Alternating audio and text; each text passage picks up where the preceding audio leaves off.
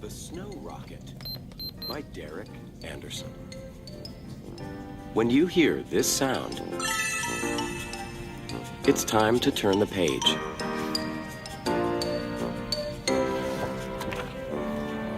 It was a perfectly delicious day to build something.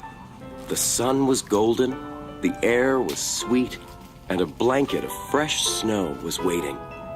So after breakfast, Romeo and Lou hurried over to their favorite snowy, blowy hill.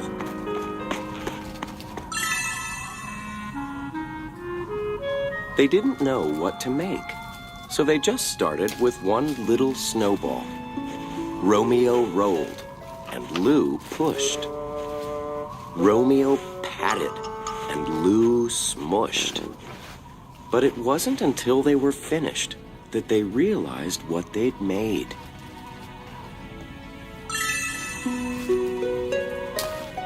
"What is it?" asked Lou. "I think it's a rocket ship," said Romeo. So they climbed aboard.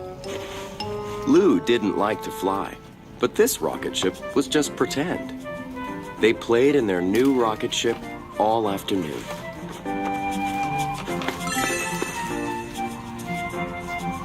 Then the stars came out. That's when one teeny shooting star streaked high above. The rocket ship let out a snowy sputter, and then an icy click. "What was that?" asked Romeo as he felt a low rumble. "I thought it was you," said Lou as he felt a large thump. And suddenly, they blasted off. They looped and swirled over the snowy ground and twisted and twirled into the night. Lou screamed the whole way.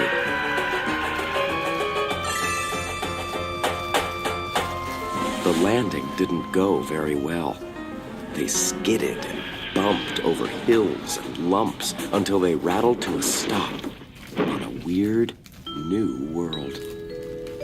"Where are we?" asked Lou. "I'm not sure," said Romeo. "But I think it's a different planet." Lou looked at the rocket ship and whimpered. There wasn't much left of it. "How are we going to get home?" asked Lou. "I guess we'll have to find another way," said Romeo. So Romeo and Lou went off to find another way home.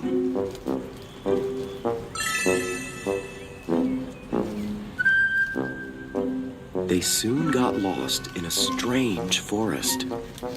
"Weird," said Romeo.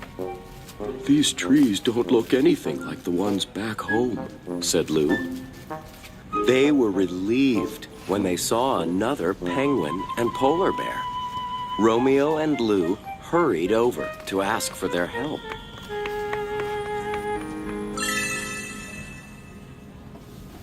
"Boy, are we glad to see you," said Romeo and Lou. But something wasn't right. The penguin was too big, and the polar bear was too small. And they weren't helpful at all.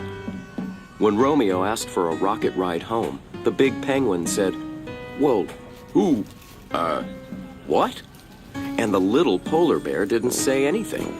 He just growled. "Geesh, what a grump," said Lou.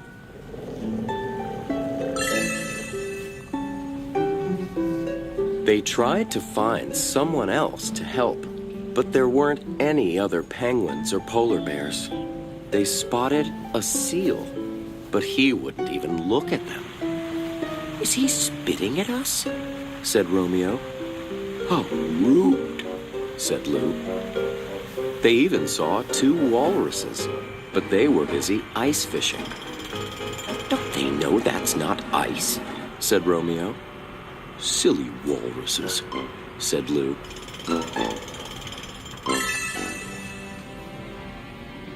Then they found what they were hoping for. "A real live rocket ship," said Romeo. "We're going home," cried Lou. Romeo and Lou quickly climbed aboard.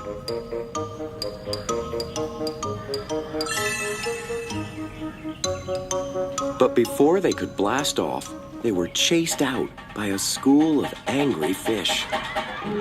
And then a shark showed up. Romeo and Lou ran.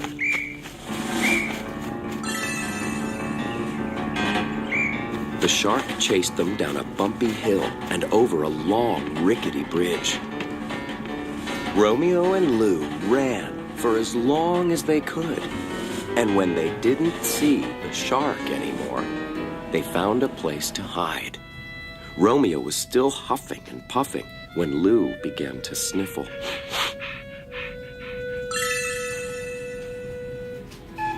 "That was our last chance," cried Lou. "Now we're stuck here forever." But Romeo was already thinking. "I know how to get home," he said. "You do?" said Lou. "How?" "The same way we got here. We have to build a rocket ship," said Romeo. Lou liked that idea a lot, but there wasn't any snow. They would have to build it out of something else. And then Romeo spotted just the thing.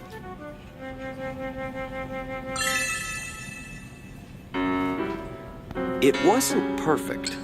They had to empty some things out, and it needed a little work.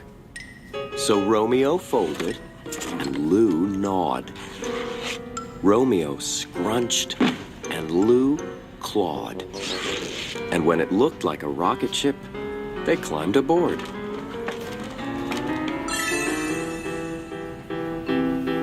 "Cross your toes," said Romeo. "Please work," said Lou, even though he was still afraid to fly. "Please." At first, they didn't hear anything. There wasn't a snowy sputter, and there were no icy clicks. But soon they heard a low rumble and a few large thumps. And suddenly, to their surprise, the rocket ship took off. "Hold on, you big fuzzball," said Romeo. "We're going home." "Oh, happy day," cried Lou.